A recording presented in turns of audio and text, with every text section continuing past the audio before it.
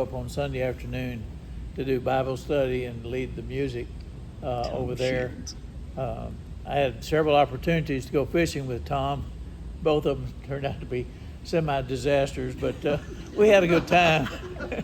The first time was Tom booked us to go fishing at Lake Limestone in East Texas, near Buffalo, Texas. And it was in October. We got up there on I think it was Friday evening.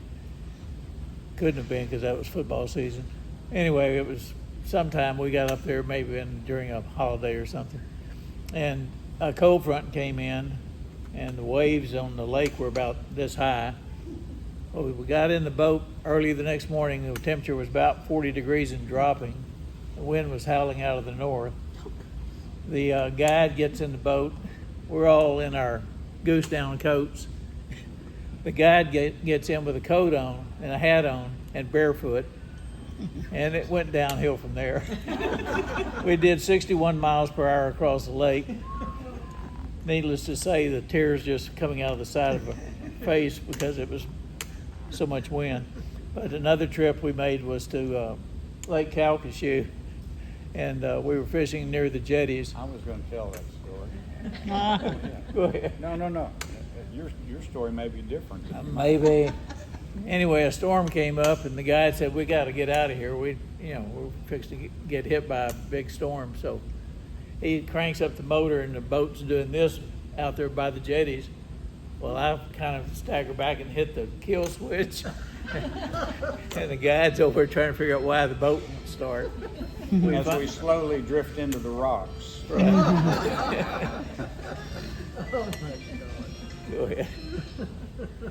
Well, I don't know if it was the same trip or not.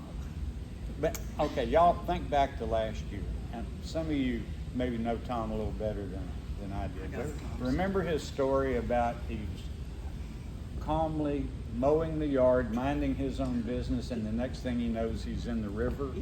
Yeah.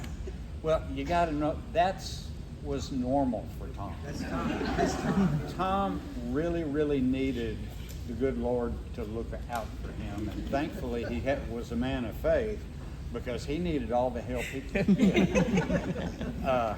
So yeah, driving off into the river is just one of many things that he's done. But I will tell you the worst thing was another one of those fishing trips where somebody invited him along.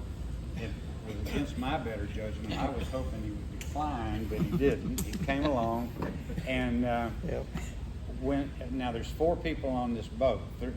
Bill, me, and Tom, and the guide. And it's not that big of a boat. And Tom he doesn't care what's behind him.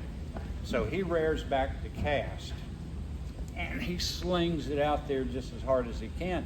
And I'm watching it sail through, the lure sail through the air, and I'm wondering, is that really a shrimp on that hook, or is that Bill's ear?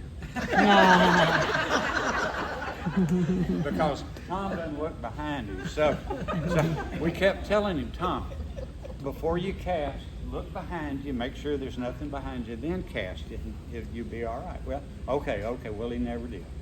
Well, the next thing I know, now this is before cell phones, so there's a big antenna on this boat. So Tom rears back, he wraps his lure and line 3 or 4 times around the antenna, and then he does that.